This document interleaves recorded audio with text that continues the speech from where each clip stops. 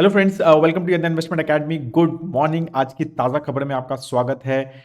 हमेशा की तरह पहले ग्लोबल न्यूज़, फिर कुछ इंडिया स्पेसिफिक और कुछ स्टॉक स्पेसिफिक न्यूज़। ऑब्वियसली अब रिजल्ट सीजन स्टार्ट हो गया है, तो थोड़ी रिजल्ट्स की ही बात ज़्यादा रहेगी अब हमारी स्टॉक स्पेसिफिक सेगमेंट में। ठीक है, स्टार्ट करने से पहले वीडियो को लास्ट तक ज़रूर देखिएगा। आज एक कुछ इंटरेस्टिंग नंबर्स शो करने वाला हूँ, तो वो ज़रूर देखिएगा in the knowledge section in the end. ठीक है, और अभी भी 2025 ये कूपन कोड वैलिड है। अगर अभी तक आपने यूज़ नहीं किया है तो please do visit investindia.in website. उसमें फंडोमीटर, स्टॉकोमीटर और मॉडल पोर्टफोलियोज पे फ्लैट 50% डिस्काउंट, और अगर कॉम्बोज लेंगे तो डिस्काउंट इज इवन हायर। तो you can check on our website about them. ठीक है, तो स्टार्ट करते हैं।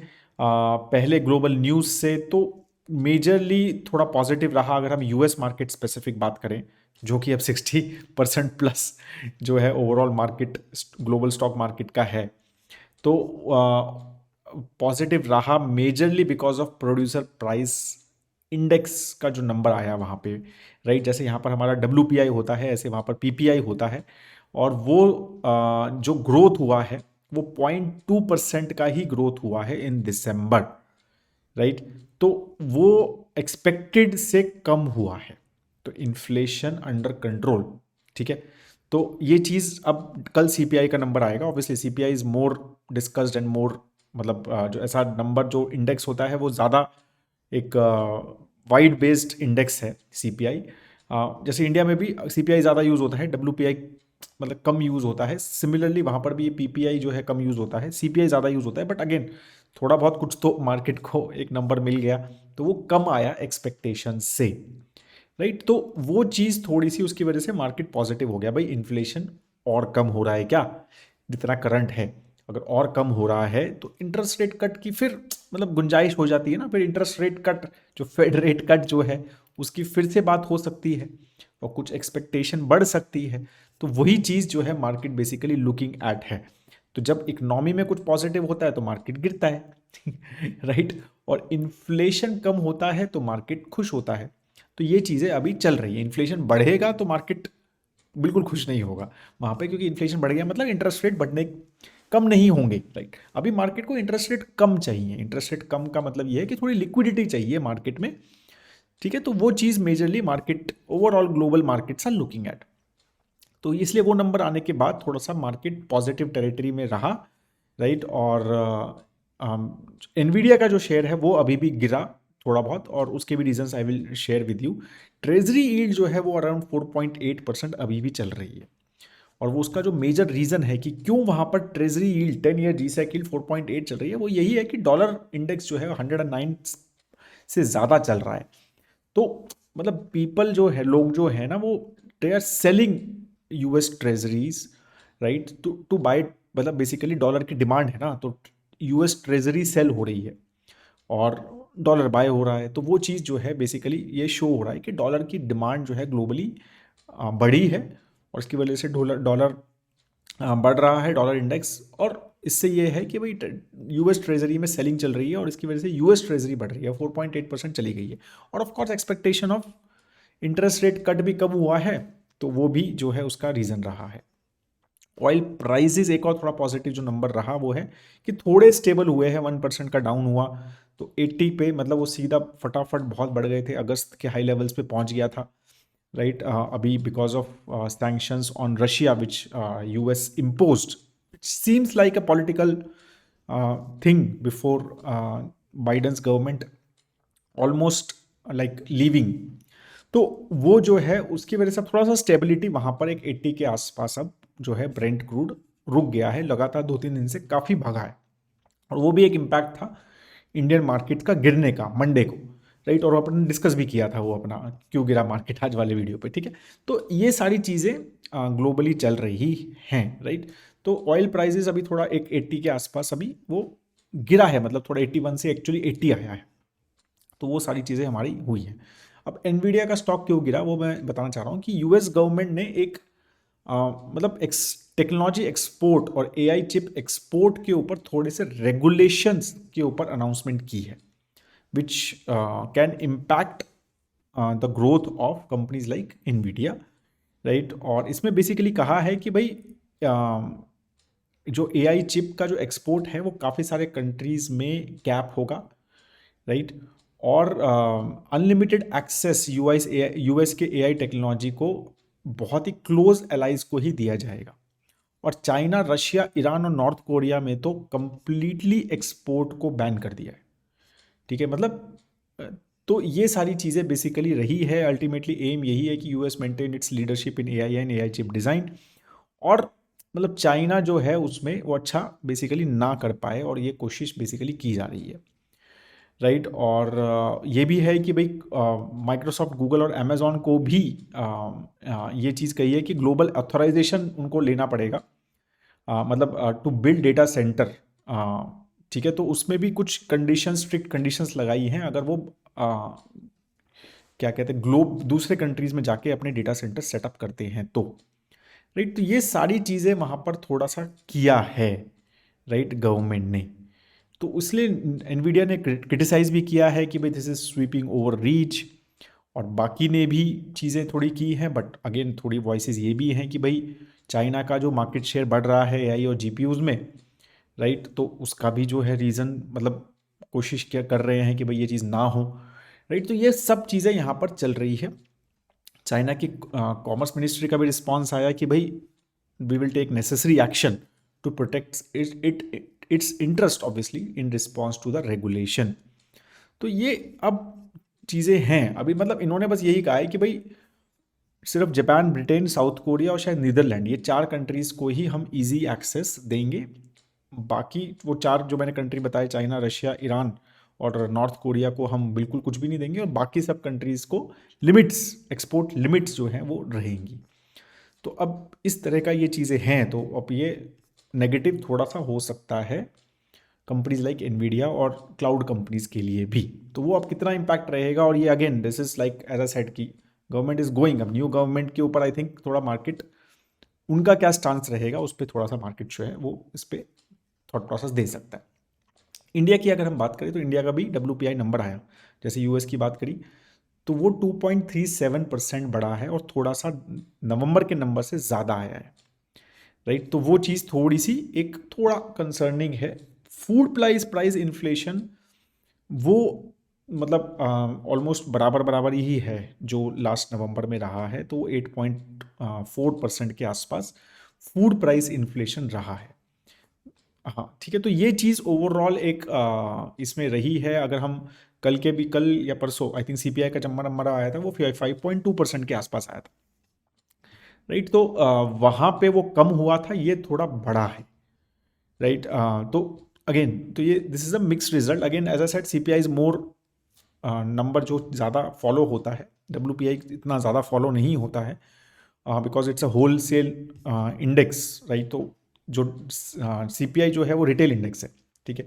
तो इसीलिए आई थिंक फोकस जो है हमारा टिपिकली उसी पे ज़्यादा रहता है, लेकिन ये नंबर थोड़ा सा बड़ा है, और ये मार्केट थोड़ा सा इसके ऊपर, मतलब क्योंकि इन्फ्लेशन पे मार्केट अभी थोड़ा फोकस भी है ज़्यादा, कि इन्फ्लेशन अगर कंट्रोल में है तो इंडिया में भी रेट कट की expectation people are looking at, like CII के चेयरमैन वगैरह ने बोला भाई इंडिया में भी रेट कट्स होने चाहिए, लिक्विडिटी थोड़ी सी क्रिएट होनी चाहिए because of growth, slowing growth, right. और जो जिस तरह का कमेंट्रीज भी जैसे लास्ट क्वार्टर में आई ऑफ वेरियस कंपनीज कि भाई there is a slow down which is clearly looking at, तो यही चीज़ हो रही है कि भाई इन्फ्लेशन अगर कंट्रोल में आता है तो call for interest rate cut जो है इंडिया में भी क्रिएट हो सकती है। तो इसीलिए वो नंबर थोड़ा सा ज़्यादा अभी हम फोकस पे कर सकते हैं। एक रिपोर्ट आई थी कि average salary hike in India, मतलब again just wanted to share अभी ये सब चीज़ें इस तरह से चलती रहती है, बट 9.4% का एक्सपेक्टेशन है कि 2025 में एवरेज सैलरी हाइक इतनी रहेगी, राइट। तो अपनी देख लेना सब अपनी अपनी सैलरीज की इतनी बढ़ रही है नहीं बढ़ रही, राइट। तो कुछ स्टॉक स्पेसिफिक न्यूज़ की बात करते हैं। HDFC AMC का रिजल्ट अच्छा आया है काफ़ी, 31% का प्रॉफिट जंप है, रेवेन्यू ऑफ कोर्स अभी 39% का रेवेन्यू ग्रोथ है, मतलब एक्सपेक्टेड है वो, right, because of the AUM overall ही, भाई मार्केट ही अगर हम ओवरऑल 2024 का मान लें, और तो उसमें ही मार्केट ही अच्छा ठीक ठाक ग्रो हुआ है, और उसके बारे में हम नॉलेज सेक्शन में लास्ट में भी डिस्कस करेंगे। तो मार्केट ही ठीक ठाक ग्रो हुआ है, राइट। तो उसकी वजह से ये एसेट अंडर मैनेजमेंट भी और काफ़ी ज़्यादा पैसा भी AUMs जो है काफ़ी इंक्रीज हुए हैं ओवरऑल सभी, मतलब मेरे को लगता है AMCs में। तो इसलिए जो है नंबर एक काफ़ी अच्छा ओवरऑल ग्रोथ कंपनी का रहा है, राइट। अब ये वो क्या ये साल 2025 भी इसी तरह का ग्रोथ रहेगा, वो अनलाइकली है, राइट। 2024 में रिजल्ट नंबर्स काफ़ी अच्छे आए हैं ग्रोथ के ओवरऑल मार्केट्स की वजह से। मार्केट्स भी बड़े हैं और काफ़ी ज़्यादा अच्छे इन्फ्लोज भी जो हैं हमने देखे हैं म्यूचुअल फंड्स में। तो can that be repeated in 2025? Unlikely है कि उस तरह का रिपीटेशन हो, right. But this is how this companies are very market dependent, ये आपको समझना है, राइट। तो ये मार्केट डिपेंडेंट है और वो मार्केट ज़्यादा बढ़ता है तो इन्फ्लोज भी ज़्यादा बढ़ते हैं। अब ये एक कोरिलेशन है, उल्टा होना उल्टा चाहिए, मार्केट गिरता है तो इन्फ्लोज बढ़ने चाहिए, but of course human psychology works like that only. जब मार्केट बढ़ता है हम ट्रेलिंग रिटर्न देख के ही इन्वेस्ट करते हैं, राइट। तो इसीलिए वो सारी चीज़ें हैं। फंड हाउस ने कहा है कि 2.2 करोड़ एक्टिव अकाउंट्स हैं उनके पास और 1.26 करोड़ के आसपास यूनिक इन्वेस्टर्स हैं, राइट। और which is almost 24% they are saying कि पूरा म्यूचुअल फंड इन्वेस्टर्स का जो बेस है 4.4 करोड़ के आसपास के म्यूचुअल फंड इन्वेस्टर्स हैं इंडिया में। तो उसका 24% जो है इनके पास है, राइट। और तो इसकी वजह से ये सारी चीज़ें बेसिकली, तो ये एज आई सेड ये थोड़ा सा नंबर डिपेंडेंट है। शॉपर स्टॉप का रिजल्ट जो है उसमें भी एक 41% का पैट ग्रोथ आया, ठीक है। वो लास्ट ईयर तो काफ़ी खराब था रिजल्ट, बट अगर हम टॉप लाइन देखें तो 11% का ग्रोथ आया है। और जैसा मैं बोल रहा था कि ये क्वार्टर में दिस क्वार्टर शुड बी, मतलब Q3 should be better than Q2, right. Because एक तो दिवाली और दशहरा दोनों थे तो बेस कभी अलग है। 2023 में Diwali was in Q3 but Q2 में दशहरा Q2 में था, और मतलब जो हमारा नवरात्रि वगैरह है वो Q2 में थे। तो उसका भी जो बेस इफेक्ट रहेगा, तो इसलिए एक्सपेक्टेड है कि Q3 के रिजल्ट्स Q2 से तो बेटर रहने चाहिए। और रिटेल और specially FMCG side of the businesses पे एक्सपेक्टेड है। अब लेट्स सी हाउ इट होस। तो वो थोड़ा सा शॉपर स्टॉप का जो रिजल्ट आया वो थोड़ा सा उस चीज़ की कहानी सुना रहा है कि भाई 11-11.5% का टॉप लाइन ग्रोथ है, एंड दे आर सेइंग कि majorly because of the festival season और प्रीमियमाइजेशन का एक ट्रेंड उन्होंने देखा है, राइट। और उन्होंने कहा है कि भाई हमारे जो ब्रांड्स हैं जैसे अरमानी है या माइकल कॉर्स है उसने काफ़ी अच्छा किया है। तो ये सारी चीज़ें उन्होंने बेसिकली कहा। कल्याण ज्वेलर्स की कल एक कॉन्फ्रेंस कॉल हुई, मतलब नॉट ऐसा नहीं रिजल्ट नहीं आया, तो just had a general update call basically. तो उसमें कुछ कुछ इंटरेस्टिंग चीज़ें उन्होंने बोली हैं, तो we will discuss about it. कि मैनेजमेंट एक तो मतलब ये काफ़ी चल रहा था कि भाई मैनेजमेंट जो है और एयरक्राफ्ट खरीदने की बात कर रहे हैं। तो पहले कल्याण के ऊपर काफ़ी ज़्यादा ये था कि they have lot of private jets, ठीक है। तो उन्होंने कहा है कि नहीं, they have already sold FY24 में 2 बिजनेस जेट्स बेच दिए थे। अभी उनके पास सिर्फ एक हेलीकॉप्टर है और कुछ नहीं है, और दे आर सेइंग कि we are not going to buy anything more, ठीक है। तो ये चीज़ें उन्होंने क्लियर कर दी हैं। तो गवर्नेंस के थोड़े से जो क्लैरिटी थी वो उन्होंने दे दी है, राइट। और उन्होंने कहा कि कुछ मार्केट र्यूमर्स ये भी चल रहे थे कि कहीं गवर्नमेंट की रेड हुई है क्या, या ठीक है। और allegation of inventory over valuation जो था कि कुछ था क्या, तो उन्होंने कहा कि ये सब बिल्कुल बेसलेस र्यूमर्स हैं। तो काफ़ी स्टॉक गिरा है लास्ट एक हफ्ता 10 दिनों। काफ़ी लोग हमसे पूछ रहे थे, तो ये सब र्यूमर्स थे, देयर वाज नो क्लैरिफिकेशन, तो वी डिडंट नो एनीथिंग। तो इसलिए ये I think they did this. तो उसमें काफ़ी सारी क्लियर की हैं उन्होंने चीज़ें, राइट। और उन्होंने कहा है कि Q3 का जो उन्होंने अपडेट भी दिया है कि 41% रेवेन्यू का ग्रोथ है Q3 में, तो विच इज़ एक्सीलेंट, राइट। और तो उन्होंने ये भी बोला है कि भाई 450 करोड़ का हमने डेट भी रीपे कर दिया है लास्ट 18 मंथ्स में, ठीक है। और जो ये भी कहा है कि 75 से ज़्यादा एडिशनल शोरूम्स FY25 में ओपन करने का प्लान है अंडर फ्रेंचाइजी मॉडल, और 50 न्यू शोरूम्स जो हैं वो अभी तक ओपन हो चुके हैं FY25 में, राइट। उन्होंने कहा कंपटीशन का कुछ ऐसा एग्जाम्पल नहीं है। कल्याण लैब ग्रोन डायमंड का भी उन्होंने कहा अभी तक तो बहुत लिमिटेड इम्पैक्ट है, राइट। और जो 25% इन्वेंट्री अभी भी डायमंड्स की है, और ठीक है। तो ये सारी चीज़ें उन्होंने बताई है। No new pledging last 12 months में, और inventory is fully hedged using gold metal loans. तो ये सारी चीज़ें उन्होंने बेसिकली अपडेट दी है। तो होपफुली थिंग्स, वो स्टॉक मतलब बढ़ा भी है कल तो, मतलब होपफुली जो छोटी मोटी चीज़ें थी दिमाग में शायद मार्केट के, वो थोड़ी सी क्लैरिटी मैनेजमेंट ने दे दी है, ठीक है। JSW एनर्जी कल बढ़ा है। They received LOI which is called letter of interest from Mahanadi thermal power, 3.6 gigawatt का थर्मल पावर प्लांट्स का, राइट। तो काफ़ी बड़ा एक प्लांट की एक्सपेक्टेशन है।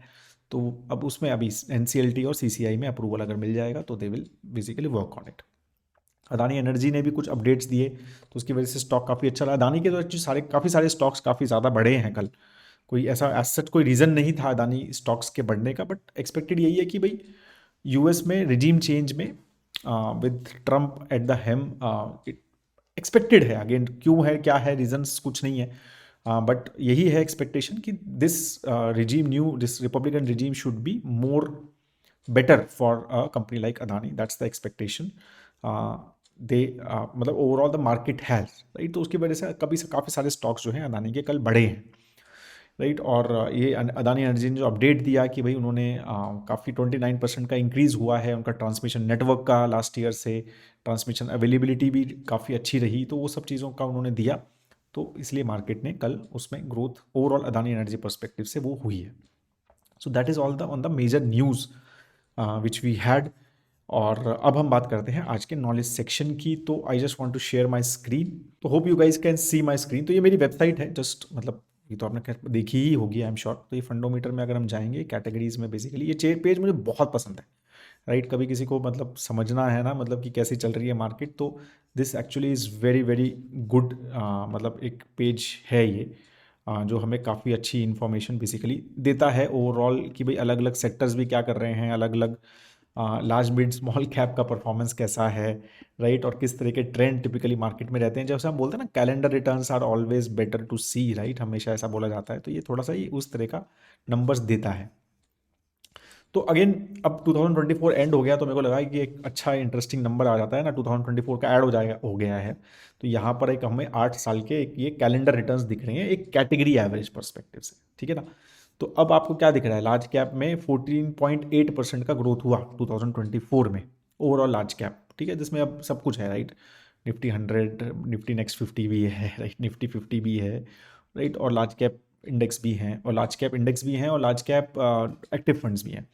फिर लार्ज एंड मिड कैप ने अच्छा किया 21%, मिड कैप 23, राइट। तो flexi cap, mid cap, small cap 27, 26, 27%, ठीक है। तो 2024 एक काफ़ी अच्छे नोट पे बंद हुआ है। सिर्फ एक बैंकिंग सेक्टर येलो कलर है, सिर्फ उसने 10% से कम के रिटर्न दिए, राइट, अगर हम सेक्टर वाइज देखें। और एक थीमेटिक MNC भी जो है उसने एक 15% से कम रिटर्न दिए हैं, राइट। अगर आप देखेंगे बाकी 15% से रिटर्न कम सिर्फ एक लार्ज कैप ने दिए हैं और एक MNC ने दिए हैं, राइट। बाकी तो ये डेट है, फिर तो मतलब सब डेट में चले जाओ आप, ठीक है। तो हाइब्रिड ने भी सबने रिटर्न्स अच्छे बेसिकली दिए हैं।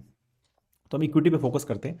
तो अब अगर आप देखोगे तो मेजरली 2023-24 में एक अगर हम फ्लेक्सी कैप कैटेगरी, जिसमें मतलब बोलते हैं कि नॉर्मल भाई सब इंक्लूडेड है, multi cap flexi cap type में, तो एक काफ़ी अच्छे रिटर्न्स दिख रहे हैं, राइट। कि मतलब 20-25 रिटर्न परसेंट यहाँ रिटर्न आ गए, 20-25% रिटर्न यहाँ आ गए, राइट। तो एक 2 साल अच्छे रिटर्न्स हैं। तो अब हम देखें इससे पहले कब हुआ, इससे पहले भी ये 2020-21 में हुआ। यहाँ पर देखो, यहाँ 15% रिटर्न और यहाँ 40% रिटर्न, अगर यहाँ 15, यहाँ 25-26। तो फिर उसके बाद कैसा साल रहा 2022, ये देखो आप कैसा रहा। ये लाइट येलो कलर, या लाइट येलो कलर मतलब 5% से टिपिकल 5-7% से कम रिटर्न्स, या 10% से कम रिटर्न्स। और फिर ये 1.6 ये सब रिटर्न्स हैं। तो ये -1 से मतलब -2 से +2 टाइप के रिटर्न्स हैं, राइट। तो ये थोड़ा सा डार्क ऑरेंज टाइप। सिर्फ फार्मा और हेल्थ केयर नहीं, फार्मा हेल्थ और टेक्नोलॉजी नहीं 2022 में बहुत खराब रिटर्न दिए थे, बट उन्होंने भयंकर रिटर्न दिए थे 2020 में, राइट। तो वो मेरे को लगता है कि वो वहाँ पर थोड़ा कॉम्पनसेट हुआ था, राइट। और बैंकिंग फाइनेंशियल ने 2022 में अच्छा किया था। वो अगेन क्यों, क्योंकि 2020 में उन्होंने बहुत ख़राब किया था। तो आप देखो ना कैसे वो कॉम्पनसेट हो जाता है, राइट। कैसे मतलब चीज़ें कितनी बढ़िया तरह से कॉम्पनसेट हो जाती हैं, देखो आप, ठीक है। तो अब क्या दिख रहा है, राइट। अब ये दिख रहा है कि भाई 2 साल अच्छे रहे, यहाँ पर भी 2 साल अच्छे रहे। तो ये जो 2025 है ना, क्या ये 2022 जैसा रहेगा क्या, अब ये क्वेश्चन है। अब आप ये देखोगे, देखो ये थोड़ा सा और हम पीछे चले हैं, तो ये 2019 था। तो यहाँ पे अगर आप देखोगे तो थोड़ा सा ये 2022 से बेटर था, राइट। यहाँ पर ये इस तरह की ये वाला जो डार्क ऑरेंज कलर है, थोड़ा सा नेगेटिव वाला ऑरेंज कलर है, तो ये इतना नहीं था, राइट। ये थोड़ा सा येलो ज़्यादा थे। अब एक 2018 भी हुआ है, वो भी 2017 बहुत अच्छे हमारे रिटर्न्स थे। 2017 के बाद 2018 वाज लिटिल बैड, मतलब रेड कलर बहुत ज़्यादा दिख रहा है। तो अब मैं आपको सिनारियोज बता रहा हूँ कि 2022 जो है ना एक बेस केस है, राइट, 2025 का, कि 2022-25 में क्या ये 2022 रिपीट हो सकता है। ऑफ कोर्स मेरे को नहीं लगता कि सेक्टर फार्मा और टेक जो है इतने बुरे करेंगे, बिकॉज इतना अच्छा परफॉर्मेंस भी नहीं था उनका 2020-21 जितना अब की बार। ठीक है, तो इतना बुरा नहीं होना चाहिए होपफुली। तो वो चीज़ है। फाइनेंशियल सेक्टर में डू डिसेंटली वेल, क्योंकि उसके लास्ट 2 साल के रिटर्न जो है मेरे ख्याल से सभी चीज़ों में मिला के सबसे खराब है। तो होपफुली थोड़ा सा बेटर होना चाहिए, मतलब एक्सपेक्टेड ही है। तो ये जो है ना 2022 जो है ना, ये बेस केस है मुझे लगता है 2025 का, कि इस तरह के रिटर्न्स आएंगे या तो। ठीक है, और थोड़ा अच्छा रहा अगर चीज़ें थोड़ी सी पॉजिटिव रही, वही इन्फ्लेशन वगैरह कंट्रोल में रहे, यूएस की इकोनॉमी वगैरह सब चीज़ रही, डोनाल्ड ट्रम्प की थोड़ी सी दया रही, मतलब ठीक ठाक से उन्होंने किया चीज़ें, तो 2019 जैसे टाइप का मेरे को लगता है एक थोड़ा सा एक गुड केस है, बेस्ट केस है। गुड बेस्ट तो नहीं बोलूँगा, बेस्ट और वर्स्ट तो किसी को पता नहीं है, राइट। तो बट एक गुड केस जो है ये है मेरे को लगता है 2025 का, राइट। और एक बैड केस जो है वो 2018 है, राइट। अगेन इसमें बहुत सारी चीज़ें हैं, आपको ये चीज़ ऐसी हो गई जो कोई ऐसा इवेंट आ गया जो हम उसको प्लान नहीं कर सकते। बट मैं तो नॉर्मल सिनेरियोज में बोल रहा हूँ कि बुरा क्या होगा, बुरा क्या है भाई, इन्फ्लेशन आ गई यूएस में, तो वो नंबर्स काफ़ी गड़बड़ हो सकते हैं, राइट। अगर inflation is back in US, अगर इस ये एक बड़ा मतलब थोड़ा सा चीज़ें हमारी गड़बड़ कर सकता है। फिर इंडिया में स्लो डाउन जितना एक्सपेक्टेड है उससे ज़्यादा खराब रहा, जीडीपी ग्रोथ रेट और ये कंज्यूमशन जो स्लो डाउन चल रहा है वो नहीं रिकवर हुआ और चीज़ें थोड़ी सी ज़्यादा ख़राब रही फॉर सम मोर टाइम, तो उसमें भी चीज़ें थोड़ी सी ज़्यादा ख़राब यहाँ पर ऐसे दिख सकती हैं। तो यहीं पर आपको ये सिनारियो मैं बता रहा हूँ कि 2022 एक बेस केस लग रहा है, 2019 एक गुड केस लग रहा है और एक बैड केस लग रहा है। ठीक है, अगर हम 2025 की बात करें तो इसी तरह से लग रहा है। तो ये देखो 2 साल ऐसे चीज़ें वो होती हैं, ऐसा लग रहा है। But again as I said, markets always teach us new things, right. तो वी नो वन नोज कि क्या बेसिकली होने वाला है, ये तो फॉर श्योर है। But we can just see some trends and understand कि ये चीज़ें जो हैं ऐसे हुई थी। और समटाइम्स हिस्ट्री, ऐसा बोलते हैं ना, history doesn't repeat it self, it rhymes, right, ऐसा बोला जाता है। तो let's see how it goes. But again मतलब बुरा कोई ऐसा बड़ा केस नहीं नज़र आ रहा है कि बुरा ज़्यादा क्यों होगा, राइट, अभी तक तो। ठीक है, तो बहुत बुरा जो है उसका तो नहीं केस ऐसा कुछ नज़र आ रहा है अभी, ऐसा कुछ बड़ी चीज़ तो नहीं है मार्केट में। That is all I have on this. I hope that आपको ये वीडियो अच्छा लगा तो लाइक ज़रूर कीजिएगा इस वीडियो को, और अगर अपने फ्रेंड्स फैमिली अपने सोशल मीडिया पे शेयर कर सकते हैं, अपने व्हाट्सएप ग्रुप्स में शेयर कर सकते हैं, that will be very very helpful for us. ठीक है, और थोड़ा सा स्प्रेड हो जाएगा चीज़ें, थोड़ा सा समझेंगे लोग। That is what the thought process is. Have a great time ahead दोस्तों। जय हिंद।